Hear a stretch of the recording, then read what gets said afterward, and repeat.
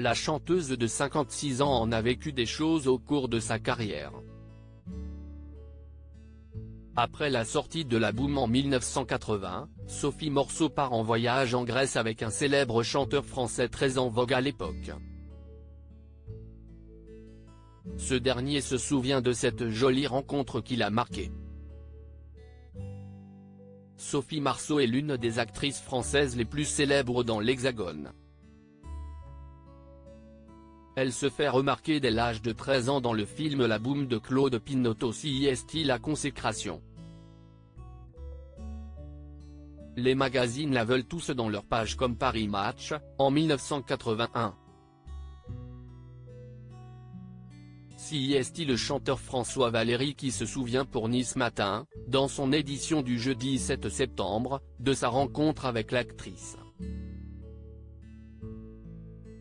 En 1981, Paris Match voulait faire un dossier de 8 ou 10 pages sur le chanteur star que j'étais à leurs yeux et la comédienne à la mode depuis la sortie de la Boom, Sophie Marceau, a-t-il débuté. Et de poursuivre, on est parti en Grèce faire des photos.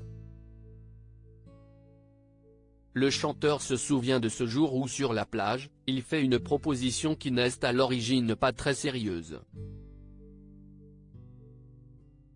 Je lance à Sophie, un peu en forme de boutade, mais pourquoi on ne ferait pas un duo ensemble ? S'est-il rappelé. François qui n'avait pas de grands espoirs est surpris par la réponse rapide de l'actrice.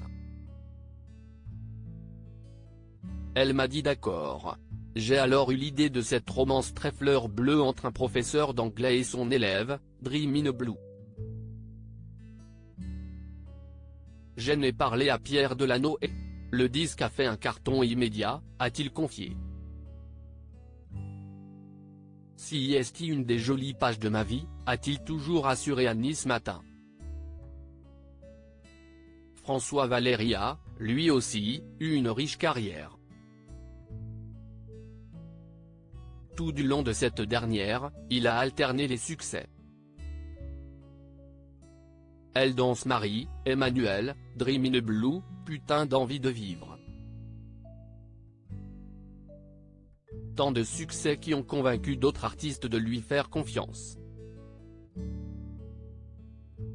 Il y a notamment Dalida, Patrick Fiori, Hervé Villard mais aussi Michel Thor, pour qui il a composé la chanson Emmène-moi danser ce soir, très grand succès de la chanteuse.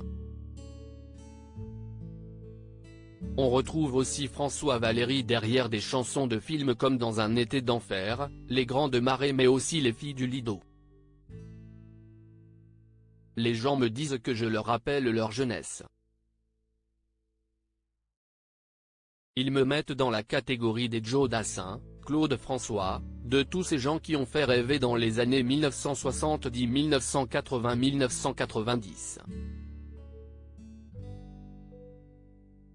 Alors pour mes 50 ans de carrière, en 2024-2025, je sortirai un coffret intégral, un nouvel album et une tournée s'en suivra, a-t-il conclu auprès de nos confrères.